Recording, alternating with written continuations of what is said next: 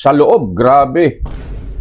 55,000 seating capacity po ang Philippine Arena. At hindi po kinaya sa dami ng tao. Good morning po sa inyong lahat mga kababayan at mga mahal po naming taga-subaybay. Nandito na naman ang inyong Josh Vlog at ngayon lang po nakapag-vlog. Dahil sa napakarami nating mga intindihin din. Pero huli man daw at magaling ay huli pa rin. Okay, at ngayong umaga ay gusto ko kasing i-share po ito sa inyo kahit nahuli na. Itong nangyari nga po na selebrasyon ng Net25 sa pagdating ng kanilang ika-25 anibersaryo, silver anniversary po ng Net25. Palibhasa po, dito po tayo kasi nagtitiwala at dito tayo kumukuha ng ating mga impormasyon, patas na pagbabalita. Hindi pwedeng hindi namin maibahagi din po ito sa inyo. Yung isinagawang pagdiriwang sa pagdating ng 25 anibersaryo ng Net25. At dito nga po ay nagkaroon ng Summer Blast 2025. Bago natin ibahagi yung naging kaganapan, syempre hindi namin nakakalimutang bumati sa ating mga kababayan at mga kapatid na nanonood po sa amin sa Luzon, Visayas at Mindanao. Lalong-lalo na po sa mga kapatid natin dyan sa iba't ibang bansa, mga OFW, na kapag break time na nila ay nandyan na sila at nakatutok sa ating programa dito po sa Josh Vlog. Maraming salamat po at binabati po namin kayo ng isang magandang araw. At syempre, hindi rin po natin makakalimutang batiin ang isa sa masugid po nating taga-subaybay at nariyan laging sumusuporta po sa atin, ang kapatid na Rolison Remigio at ang kanilang buong sambahayan. Hello po sa inyo. Ayun, at ito po, tingnan natin mabuti kung ano pong naging kaganapan dito nga po sa isinagawang Summer Blast, kaugnay po ng pagdiriwang ng ika-25 anibersaryo po ng Net25. Napakatindi. Ngayon lang po ako nakakita ng ganito na magsasagawa ng selebrasyon para sa isang himpilan. Okay, ganito kalaki at ganito kaganda, ganito kaorganisado na selebrasyon.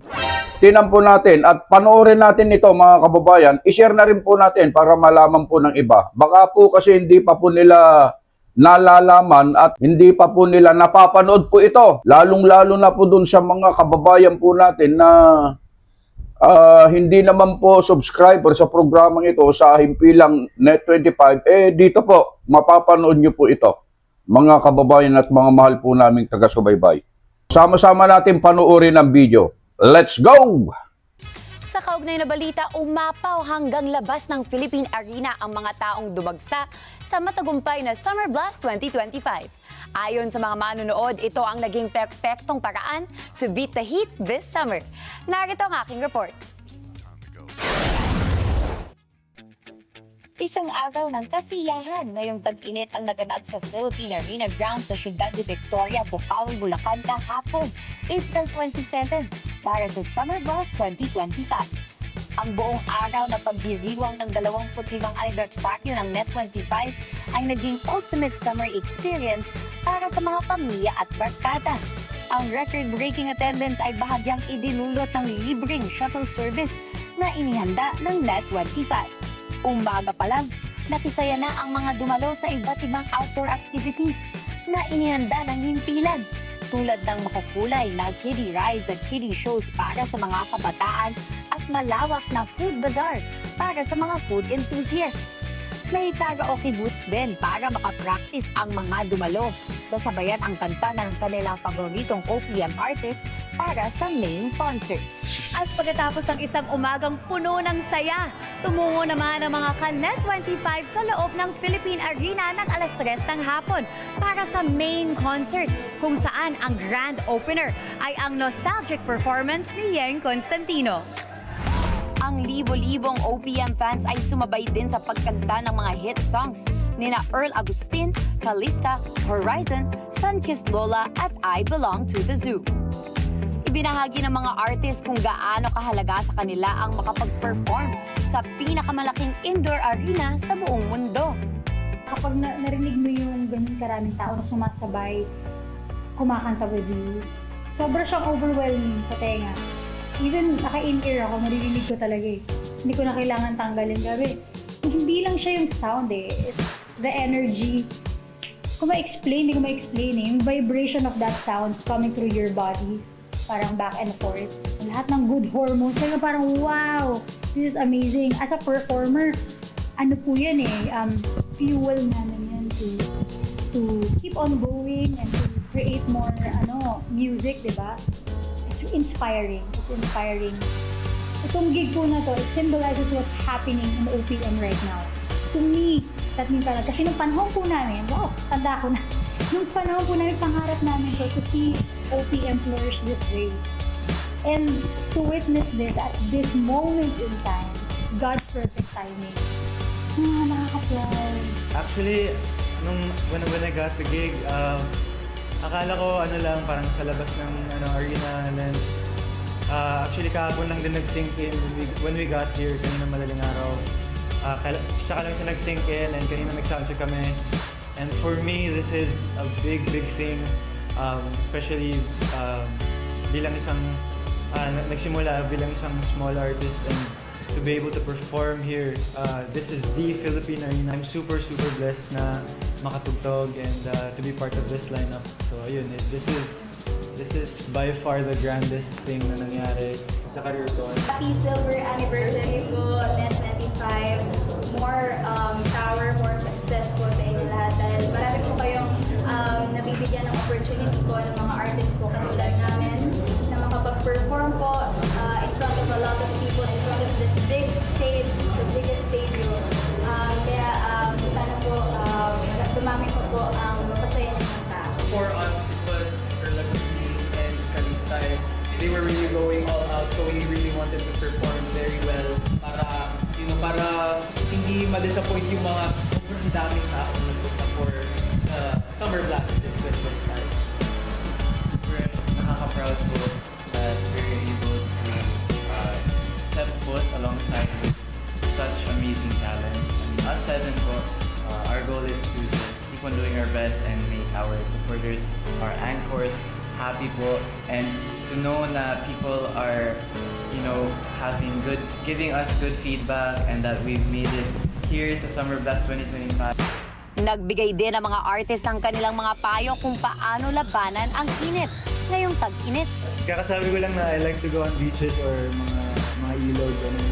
Pero in reality, for most of my life, I've spent my summer at home talaga. Kasi alam mo where it's comfy and pero minsan naman when we make the time or pag meron kami free time together, ang ginagawa namin. Pero dahil mainit ngayon, sobrang init at tumating heat index, ayun, I think it's better to stay in the home. Listen to our new single, Cold. Para lamigan din kayo. We're bringing cold to the heat this season.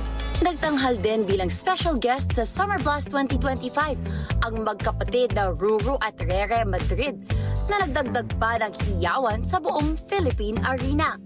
Ipinagdiwang din ng mga performers ang silver anniversary ng Net25 kung saan ipinahayag nila ang kanilang pasasalamat at karangalan na maging bahagi ng makasaysayang selebrasyon ng himpilan. At bilang grand finale ng pagdiriwang, ang high-energy performance ni Asia's popstar royalty Sarah Geronimo ay nagsilbing perpektong pagtatapos sa isang kahanga-hangang gabi ng musika at selebrasyon. And to make Sarah G's day complete naman, present at full support ang loving husband niya na si Matteo Guidicelli sa pinakahinihintay na performance sa Summer Blast 2025. Sobrang namangha rin si Matteo sa napakalaking crowd na nanood at nag-enjoy sa performance ng kanyang asawa. The Philippine Arena is a amazing here. Nagdala rin ang kanilang sariling kagandahan at karisma sa entablado, sina star kada Via Lorica at Giro Custodio at kada umaga girls Emma Tiglao, Diana Menezes at Pia Guanyo Mago bilang host ng programa. Sa 7 taon ng Summer Blast, ito ang pangalawang pagkakataon na ginanap ito sa loob ng Philippine Arena. Ayon sa mga manunood, ito ay naging perfectong paraan to beat the heat this summer. Masayang-masaya po kami. Maraming salamat. Nagawa pong possible yung Summer Blast. And happy 25th anniversary sa Net 25. Maganda! Ganda! Maganda! Masaya-saya po! Nakita ko yung crush ko si Adel Yang. Jengin Clara Geronimo. Kamusta po? Ay, sobrang saya. Hindi mo kompleto ang Summer Go without me. Summer Blast 2025 po! Yung po, na-enjoy po kami sa concert lalo na kay Sarah. Thank you so much. Let's go! Nakapasok po kami last minute po. Sa kabila ng napakalaking kapasidad ng Philippine Arena, hindi pa rin ito nagkasya sa napakaraming dumalo sa event. Humigit pa, sa 55,000 na kapasidad ng venue ang sumuporta sa Summer Blast 2025. Gayunman, hindi ito naging problema dahil ang LED wall sa labas ng arena ay nakapagbigay ng high definition na display at magandang sound system para pakiramdam pa rin ng mga team labas na sila ay malapit pa rin sa kanilang mga paboritong artist. Kaya mula sa Net25, maraming salamat sa pagpapakita ng pagmamahal ninyo sa aming himpilan sa Summer Blast 2025.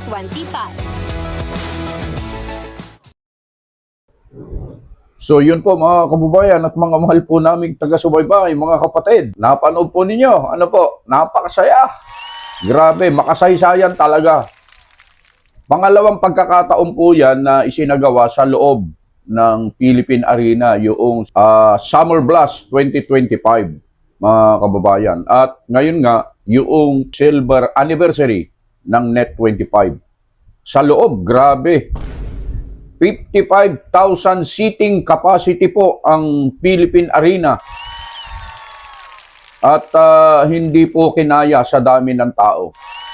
Nakita nyo naman po doon sa video, napakarami pong mga nakatayo. Nasa loob na po yun ha. Alas 2 pa lang po, puno na po ang Philippine Arena.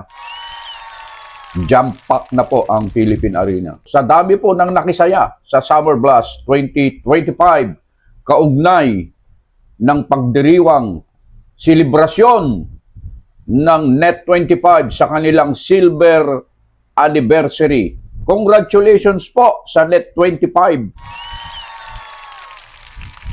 Ayun, at kung gusto niyo po talaga ng patas na pagbabalita, walang pinapanigan, walang kinikilingan, mag-subscribe po kayo sa Net25 sa kanilang YouTube channel. At meron din po silang Facebook page.